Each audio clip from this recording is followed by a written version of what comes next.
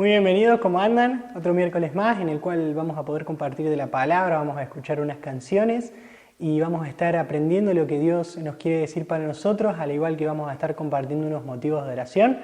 Así que primero vamos a escuchar unas alabanzas y después vamos a escuchar el mensaje. Así que anda preparando el lugar a donde quizás vayas a escribir y vamos.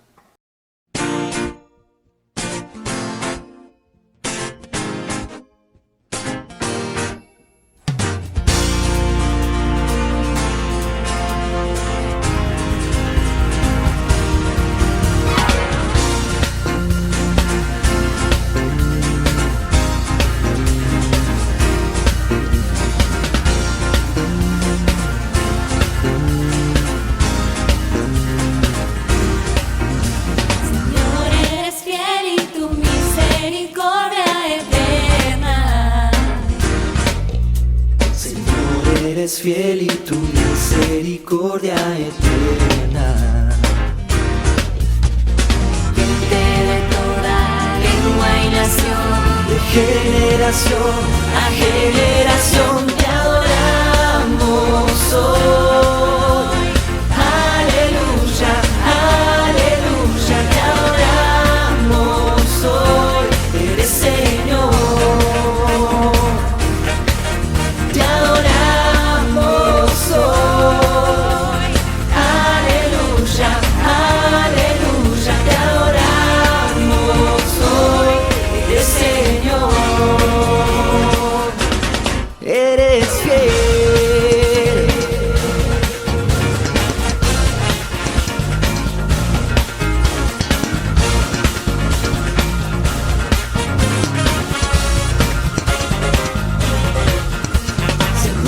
eres fiel y tu misericordia eterna. Señor, eres fiel y tu misericordia eterna. Gente de toda lengua y nación, de generación a generación te adoramos hoy. Aleluya, aleluya, te adoramos hoy. Eres Señor. Te adoramos hoy. Aleluya, aleluya, te adoramos hoy. Eres Señor. Señor, eres fiel y tu misericordia eterna. Señor, eres fiel y tu misericordia eterna. Señor, eres fiel y tu misericordia eterna. Señor, eres fiel y tu misericordia eterna. Gente de toda lengua y nación, de generación a generación te adoramos hoy. Aleluya, aleluya, te adoramos hoy. Eres Señor. Te adoramos hoy. Aleluya, aleluya, te adoramos hoy. Eres Señor. Te adoramos hoy. Aleluya, aleluya, te adoramos hoy. Eres Señor. Te adoramos hoy. Aleluya, aleluya, te adoramos hoy.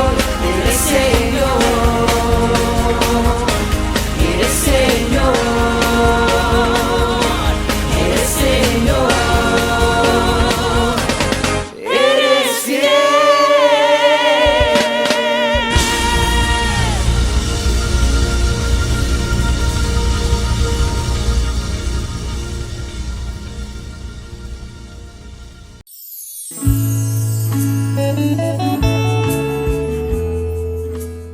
¿Qué tal? ¿Cómo están? Comenzamos hoy nuestro recorrido por la carta del apóstol Pablo en la parte práctica, en la parte final, y estamos en el capítulo 15. El capítulo 15 para muchos es la culminación de la carta. ¿Por qué? Porque el capítulo 16 está lleno de saludos. Pero sin embargo todos esos saludos tienen un sentido y no los voy a dejar de lado. Lo que quiere decir que hoy me voy a dedicar a los últimos versículos del capítulo 15, pero la próxima vez ya nos vamos a encontrar en la lectura del capítulo 16 con los saludos. Como lo vamos a hacer rápido, les recomiendo que ustedes hagan una lectura previa del capítulo 16 antes de comenzar el estudio y después entonces el recorrido va a ser mucho más fácil porque no voy a poder leer todo el capítulo. Nos vamos a detener en el versículo 25, que es donde dejamos la última vez. Estamos en el versículo 25 de Romanos 15. El versículo 25 dice: mas ahora voy a Jerusalén para ministrar a los santos. Ahora usted sabe que Jerusalén era en aquel momento un centro adverso a los cristianos. Habían perseguido a los apóstoles y Pablo iba a ese lugar. Era un lugar muy conflictivo donde la fe cristiana tenía su mayor conflicto allí. Y no solamente la fe cristiana tenía conflictos allí, sino que la fe cristiana tenía conflictos dentro de la iglesia de Jerusalén, donde había muchas personas que traían todavía la carga legalista del judaísmo y no entendían la libertad que hay en Cristo Jesús. Por lo tanto, el hecho de ir a Jerusalén era un problema, y Pablo lo dice muy claro en el versículo 26. Porque Macedonia y Acaya tuvieron a bien hacer una ofrenda para los pobres que hay entre los santos en Jerusalén, pero les pareció bueno y son deudores a ellos, porque si los gentiles han sido hechos partícipes de sus bienes espirituales, deben también ellos ministrar los materiales. Fíjense que la gente de Macedonia y de Acaya, a pesar de ser gente pobre, abundó para hacer una ofrenda para los hermanos pobres de Jerusalén. Y Pablo lleva esa ofrenda para en alguna forma mostrar lo que es la comunión del pueblo de Dios. Que no hay ningún resentimiento, sino hay hermandad en los gentiles. Lógicamente, cuando llegara allá, esa ofrenda podía interpretarse de varias formas y Pablo lo sabía. Pero él va con esta misión, la misión de ayudar a los pobres en Jerusalén. Así como en la primera parte de la carta nosotros hemos visto cómo el Señor nos guía, acá en la parte espiritual para llevar el Evangelio, acá está la parte práctica de la iglesia también. La parte práctica de la iglesia, donde la iglesia ofrenda. ¿Y para qué? Justamente para las necesidades, para aquellas cosas que la obra del Señor necesita, para aquellos que están más desamparados. Y en este caso estaban ofrendando para los pobres en Jerusalén. Ellos no los conocían a los pobres de Jerusalén, solamente por referencia. Pero el corazón de ellos se había conmovido y dijeron: bueno, vamos a hacer una ofrenda. Y dice que en medio de su pobreza sobreabundaron en esa ofrenda para mostrar el amor cristiano a estos hermanos que había en Jerusalén, entre los cuales había un grupo, no todos por supuesto, que no entendían la libertad que Jesucristo les había venido a traer. En el versículo 28 dice: así que cuando haya concluido esto y les haya entregado este fruto, pasaré rumbo a España. Es decir, él miraba la ofrenda como un fruto de la vida cristiana. Era el fruto eso. La ofrenda como un fruto. Era el resultado del amor fraternal, el resultado de la comunión. Era eso que él estaba llevando. El apóstol Pablo escribe a los Gálatas y les dice: así que según tengamos oportunidad, hagamos el bien a todos y mayormente a los de la familia de la fe. Es decir, el bien que se extiende sobre nuestros hermanos. Versículo 29 dice: y sé que cuando vaya a vosotros llegaré con abundancia de bendición del Evangelio de Cristo. Espera ir a Roma. Y como dijimos en la clase pasada, Roma iba a ser de paso, porque ellos ya conocían el Evangelio. Él tenía que seguir a España. Pero ¿cuál era el objeto de que él se detuviera en Roma? No era simplemente lo social, conocer a los hermanos, sino que él quería ser de bendición y quería llevar la bendición. Como ministro de Dios, como siervo de Dios, sabía que la misión de él era bendecir. Y él tenía una capacidad especial para transmitir ciertas cosas, por lo tanto, tenía que brindar esa capacidad para el pueblo de Dios, iba para bendecirlos. El objetivo era ser bendición. En una sola cosa se equivocó el apóstol Pablo aquí. Y se equivocó en pensar que él iba a estar de paso. Porque él va a Jerusalén, en Jerusalén lo van a tomar preso, lo encadenan y lo van a llevar para que se presente a César. Y en vez de entrar por el puerto siendo esperado por los hermanos lo tuvieron que ir a esperar en la vía Apia porque llegaba lleno de cadenas. Y no fue un asunto de un momento, sino que se quedó por mucho tiempo allí en Roma esperando la sentencia. Lo que quiere decir que él había planificado todo, pero Dios tenía otros planes. Pero él estaba en este momento buscando cumplir la voluntad de Dios en todo.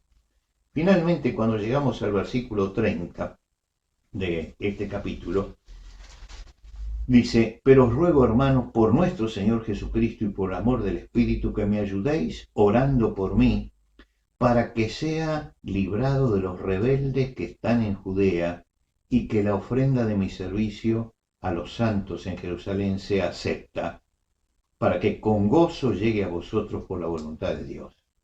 Ahora fíjense lo que está diciendo: oren por mí.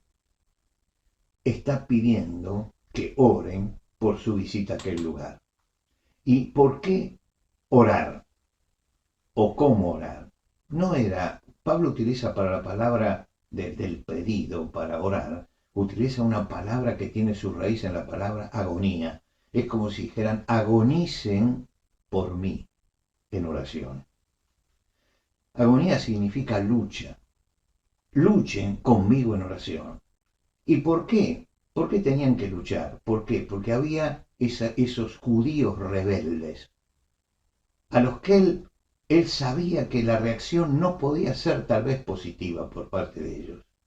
Se habían convertido a Cristo, pero todavía estaban en pañales, todavía eran carnales, todavía traían mucho de su herencia. Y Pablo dice que estos judíos son rebeldes, es decir, que eran ultraconservadores del judaísmo, que estaban atacando la libertad en Cristo que el Señor nos consiguió y logró por nosotros en la cruz. No habían entendido esto. Y dice que la ofrenda de mi servicio sea agradable. Es decir, que Dios contenga a esta gente. En la iglesia estamos hablando. Esto es terrible, pensar que puede haber hermanos así. Pero además dice, y que sea aceptada, que nadie piense: este Pablo lo hace por arrogancia, sino que entiendan que allí está el amor de Cristo. Es una oración agónica la que pide el apóstol para esta necesidad. ¿Y cómo termina? Dice: y el Dios de paz sea con todos vosotros. Amén. Este amén sería el cierre de la carta, pero nos queda todavía lo otro, como dijimos al principio. El objetivo final de Pablo era llegar con gozo al final de su vida siendo de bendición. Lo dice a los ancianos de Éfeso cuando se está despidiendo. Él dice: pero de ninguna cosa hago caso, ni estimo preciosa mi vida para mí mismo, con tal que acabe mi carrera con gozo y el ministerio que recibí del Señor Jesús.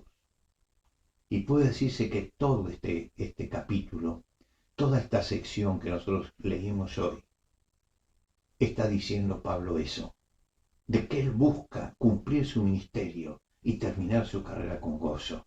Y este es el objetivo de él. Ninguno de estos que malinterpretaban la enseñanza paulina, ninguno de estos enemigos dentro de la misma iglesia del Señor, que se levantaban porque eran ultraconservadores y fariseos contra él, tenía que empañar el gozo de poder servir al Señor hasta el último momento de su vida. El gozo, ese gozo que da servir al Señor todos los días de nuestra vida.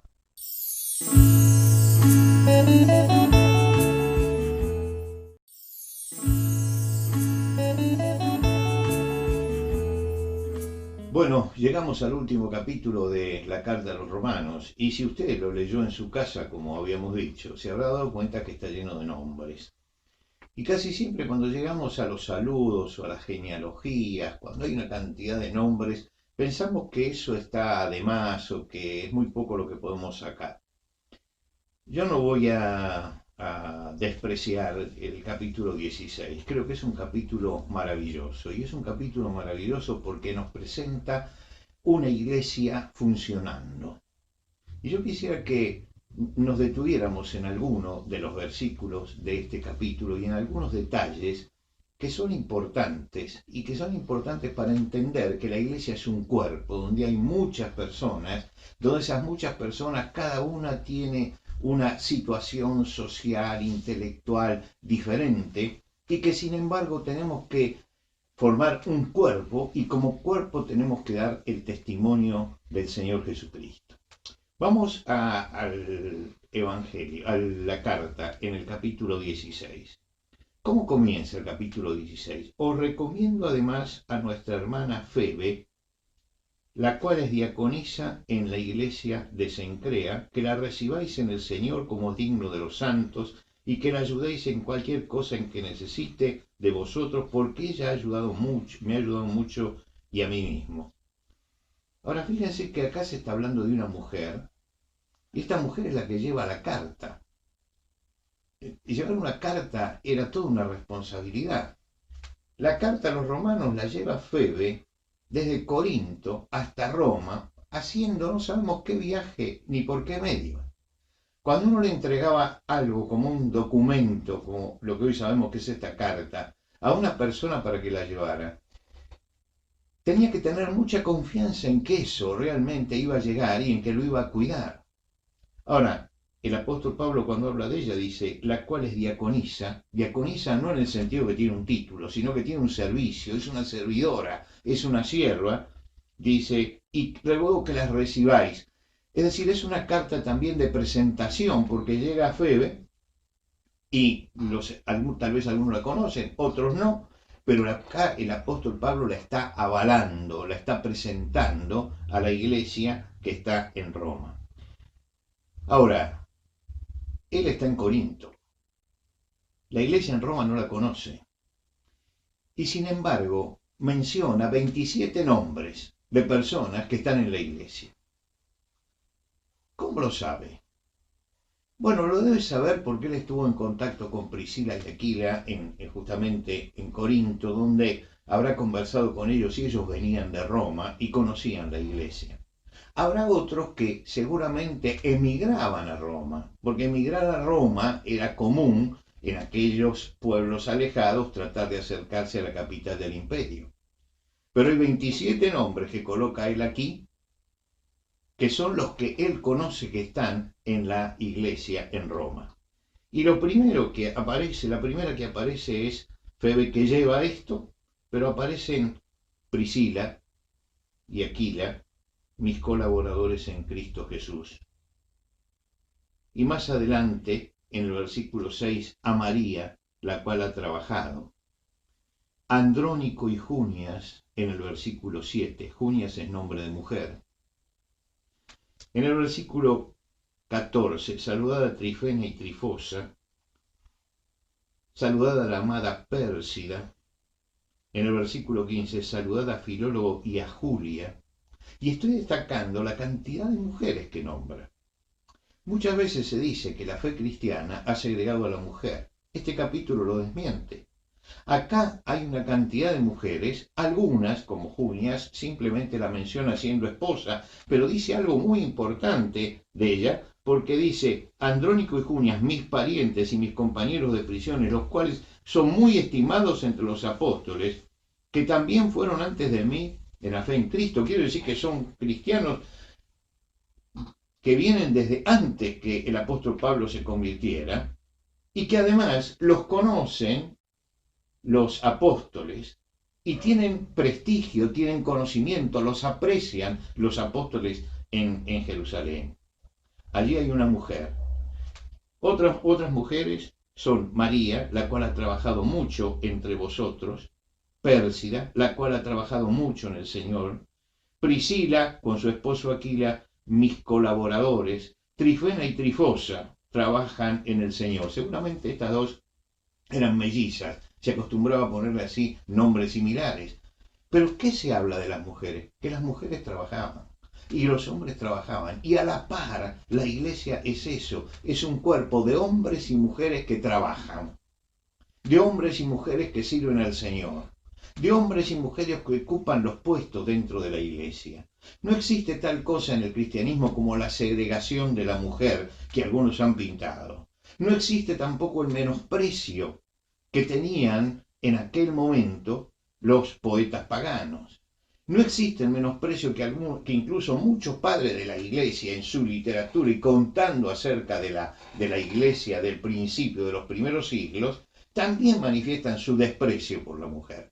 Pero esto no era la base del cristianismo. La base del cristianismo es esto que nosotros vemos, que es como Jesús trataba a la mujer y cómo en la iglesia primitiva, en la iglesia de Roma, la mujer tenía un rol importante de servicio junto con los hombres. Por supuesto que en el paganismo muchas veces se las denigraba. Horacio, Séneca y Juvenal despreciaban a la mujer y dicen que la culpa de la decadencia de Roma la tiene la mujer. Esto era el paganismo. Pero para Pablo, todas esas mujeres eran una bendición porque estaban trabajando en la obra del Señor. Pablo manda saludos y recibe saludos. Y fíjense en el versículo 23. Yo, Tercio, que escribí la epístola, os saludo, versículo 22. Yo, Tercio, que escribí la epístola, os saludo en el Señor. Os saluda Gayo, hospedador mío, y de toda la iglesia. Os saluda Erasto, tesorero de la ciudad, y el hermano Cuarto. Miren ustedes este detalle. Erasto era tesorero de la ciudad. Y al lado de él se habla del hermano Cuarto. Y Tercio, que está escribiendo la epístola, pone también su saludo. Ahora, un tesorero de una ciudad era un funcionario muy importante, era el que manejaba el erario público de esa ciudad. Él era cristiano. Y saluda y manda saludos junto con Cuarto y con Tercio, que escribió la epístola. Y Cuarto y Tercio son esclavos porque los esclavos los numeraban. Allí en la iglesia estaba el esclavo sentado al lado del hombre poderoso y se sentían igualados en Jesucristo. Eso es la iglesia. Un cuerpo de gente que trabaja, que se siente igualada en Cristo Jesús. Un cuerpo de gente que pone el hombro y que siente que cada uno de los que está allí es su hermano, no importa qué rol tenga en la sociedad. Los romanos no toleraban eso, que los esclavos estuvieran con un funcionario sentados en el mismo lugar y alabando al mismo Dios y compartiendo el ágape, pero tenían que entender que algo había cambiado en el mundo y que ahora estaba este cuerpo de Cristo presente en la historia y que acá no había discriminación, ni entre hombres y mujeres, ni entre siervos, ni libres, ni entre funcionarios, ni esclavos. Llegaron todos a Cristo como pecadores y en Cristo estaban igualados. Y cada uno cuando salía cumplía con su misión. Pero la iglesia es eso. Y nosotros tenemos que rescatar esto de la iglesia. Esa unidad en medio de la diversidad. No creamos eso de los grupos homogéneos, que todos los intelectuales estén aquí, todos los obreros aquí, todo. No. En la iglesia tenemos que estar todos, todos. Tenemos que ayudarnos unos a otros, tenemos que amarnos en Cristo, porque ese es el gran testimonio frente a una sociedad que sigue dividiendo y sigue segregando a pesar de que dice que no.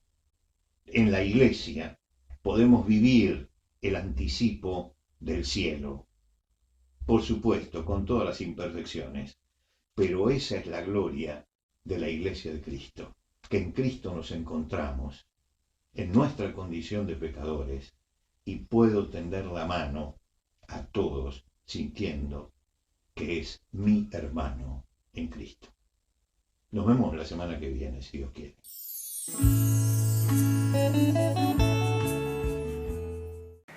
Para ir terminando ya con la reunión de hoy, le queremos dejar dos motivos de oración muy especiales. Primero y principal, Aldo y Mabel, los papás de Flavio Pavón, los cuales están pidiendo oración por ellos porque no andan bien de salud, al igual que Tito y la Huerti Carmañán, que también no se sienten muy bien de salud y están pidiendo que oremos por ellos.